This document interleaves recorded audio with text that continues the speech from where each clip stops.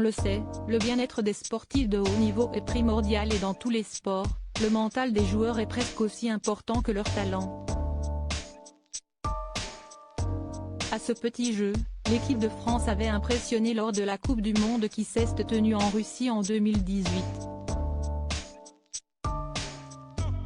Sous les ordres d'un Didier Deschamps en chef d'orchestre, les Bleus emmenés par des guerriers comme Lucas Hernandez et Antoine Griezmann ont terrassé 1-1 leurs adversaires.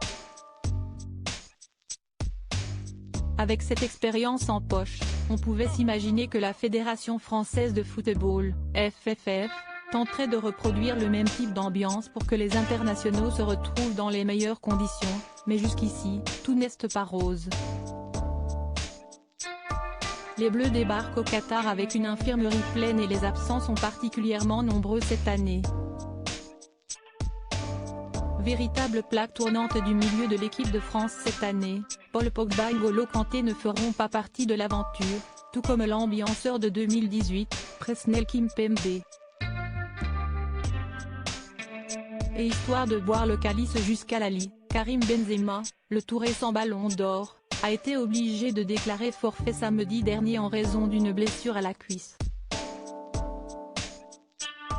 De son côté, Hugo Lloris est dans l'œil du cyclone depuis ses déclarations concernant le port d'un brassard arc-en-ciel pour soutenir la lutte contre l'homophobie. Si tout cela ne suffisait pas, une nouvelle polémique vient d'être mise en lumière et elle implique les familles des joueurs. On ne comprend pas comment on peut payer quand on n'est pas champion du monde en 2018 et qu'on ne peut plus quand on l'est comme l'explique l'équipe. La question concernant la venue des proches des footballeurs n'est pas totalement réglée et elle amène quelques tensions entre les joueurs et la FFF. Alors qu'à la Coupe du Monde 2018, tous les frais avaient été pris en charge concernant leur venue, il semblerait que cette année la fédération souhaite réduire ses coûts, se retranchant officiellement devant la nécessité de faire des économies, comme l'explique le journal.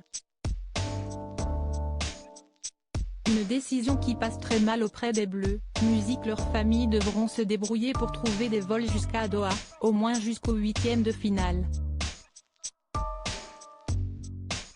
On ne comprend pas comment on peut payer quand on n'est pas champion du monde en 2018 et qu'on ne peut plus quand on l'est, a témoigné un membre de l'entourage d'un joueur à l'équipe.